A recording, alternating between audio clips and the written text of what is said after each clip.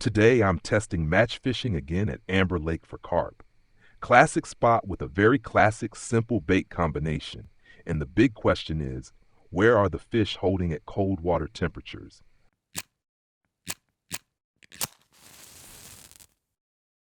So, it's cold again at Amber Lake, and at first I thought I'd test Sigric fishing again. But then I thought, why go back to Sigric, and why not just fish with the match rod again? Very classic, very basic, and I think something is about to happen here in the middle.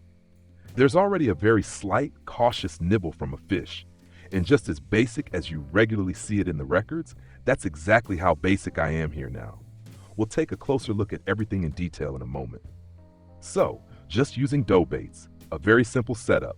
Rod, line, hook, dough bait, and off we go.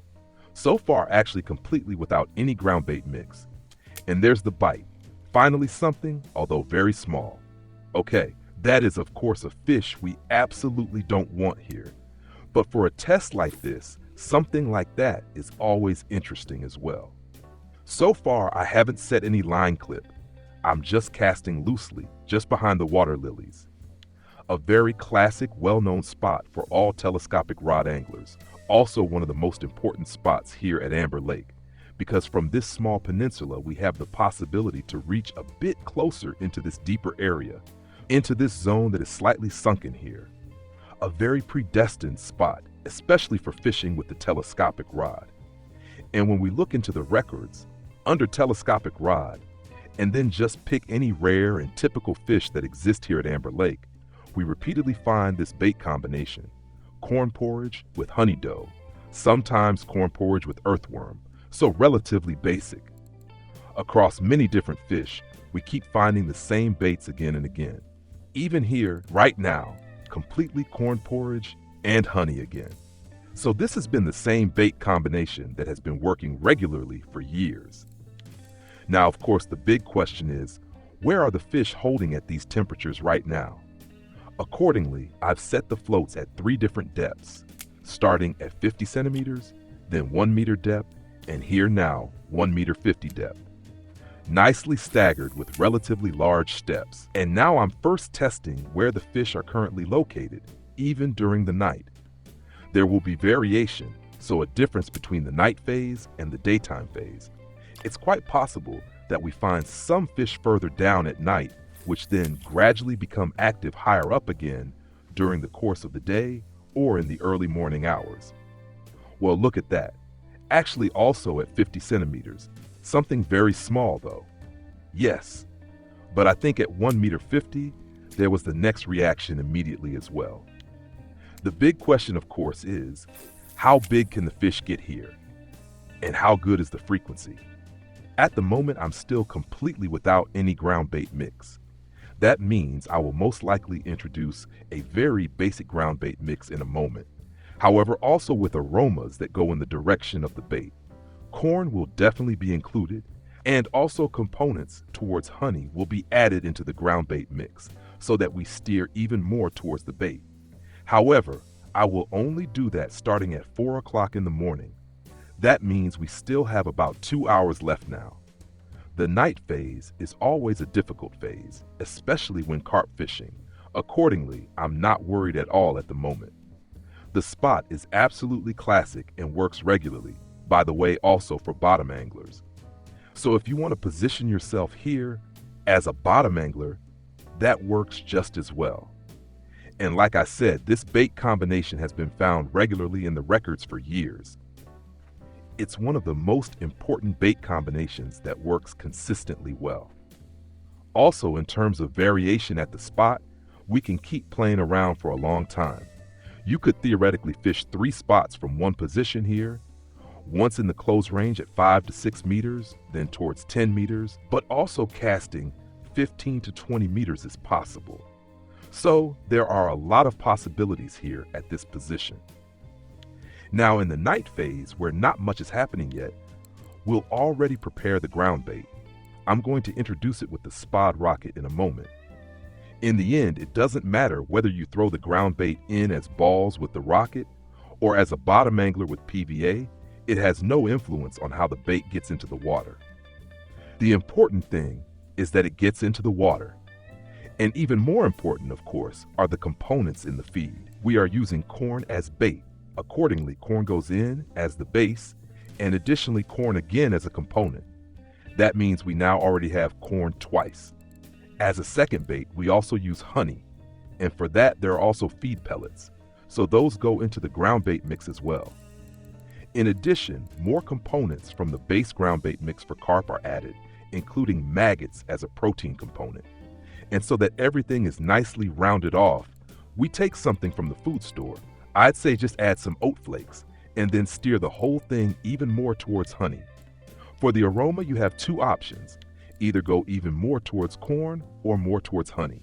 I'm doing this now as a classic basic carp, corn and honey combination. So 3 pieces are prepared, and in the meantime, the floats have already wandered all across the area. Very nice. So fish are there. I'm casting out again now and setting a line clip at 6 meters, loosely cast, still at a depth of 50 centimeters here, at 1 meter here, and the third rod at 1 meter 50. And then we'll cast with the spod rocket in a moment. Here, however, I set the clip only to 5 meters because the rocket always casts that far. That fits pretty much exactly. We have an effective radius of 2.5 meters, and in the meantime, another one has actually already gone in again. A chub even, so pretty random what is going in here so far. I hope that by using the feed at the spot, this will now be directed much more towards carp. How a spot works, what a spot actually is, all of that is explained in the corresponding video. So definitely go check it out if you're wondering what we are actually doing here when we throw feed in. How does our ground bait influence a spot? And where do we even find spots? In the same playlist, you'll also find the video about spot analysis. How can we find out what we have here at the spot, what the bottom structures are like, and how do we then adjust our setup accordingly? Well, look at that. The ground bait seems to work. We have a reaction. That was, I think, a lift bite, a common carp of 5 kilograms. It's starting. Quickly cast out loosely again. Here was also a very cautious bite, small common carp. So both at 50 centimeters and at 1 meter 50, we already have reactions. If we had normal water temperatures, I would tend to go a bit deeper. 1 meter 50 to 1 meter 80 depth is definitely an option, especially for fishing normal common carp. This works really well again and again. And it continues, one bite after another. Very nice. Of course, I have to pay a bit of attention to where the wind is coming from right now. It's coming diagonally from the front and is pushing the float step by step towards me. As a float angler, you have to keep that in mind. Where is the feed originally located so that the floats don't keep drifting out all the time? The effective radius is 2.5 meters. That's already a lot, but still. And it continues, not hooked. Oh, wow. Immediately the next one, and this one is hooked. I actually still have to get used to how the bite patterns are here. You have to observe that with every fish. We already had 2 different bite characteristics with the common carp. From the small one, a very cautious downward pull. From the bigger one, rather a lift bite. So always pay close attention. Okay, this one is a bit bigger. Very nice. That one really wanted it. Mirror carp goes in aggressively. Very good. I'll gladly take more of that.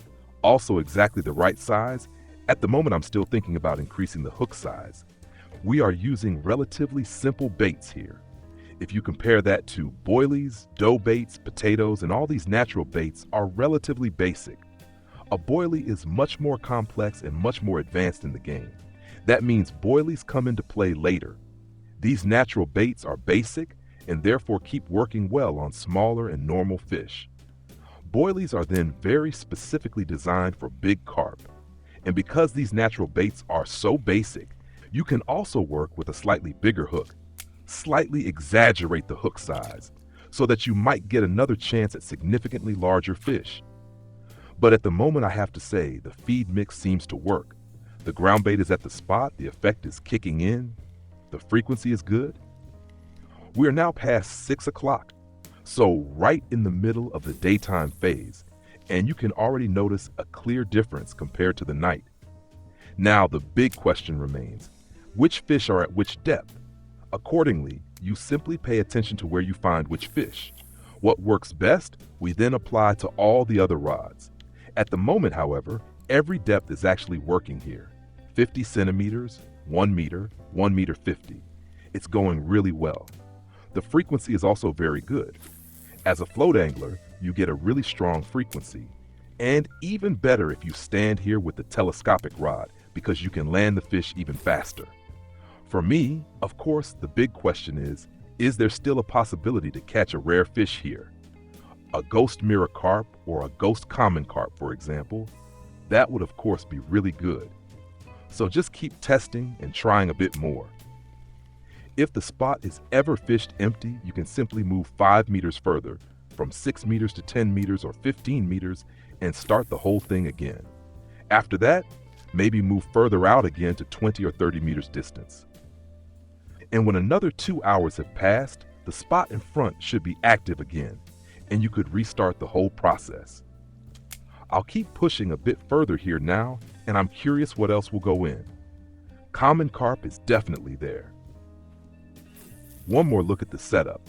I'm fishing here with the Rebellion Match, an incredibly good match rod, absolute recommendation, which is also recommended in the video, What to Buy in the Endgame, plus 5% on float angling, and additionally bonus on the match rig or carp rig, an absolute monster at a fantastic price, so it's really worth it. Additionally, I'm using the large Wenga 36 kilogram monoline here without a leader. So just targeting carp with the transparent monoline and currently with a size 1 hook for testing. Like I said, I will probably switch that to a 1/0 hook shortly. 4/0 might be a bit exaggerated, but if the frequency remains good, at some point I will also put on a size 4 hook with the combination of honey and corn porridge. And in this combination, it usually works the same way on other rod types as well. That means you can, of course, do this just as well with a bolognese rod or with the telescopic rod. Even with telescopic rods, there are strong variants with 24 kilogram load capacity. I'll keep testing a bit more now and search again for the rare fish, hoping that maybe a rare fish will bite on such a basic bait combination. Just do something completely different than hundreds or thousands of hours before, so that maybe you get a different result and don't keep wondering why the rare fish never show up. So test, test, test, just like always. If you liked it, leave a thumbs up and don't forget to subscribe to the channel, just like always. Until then, tight lines.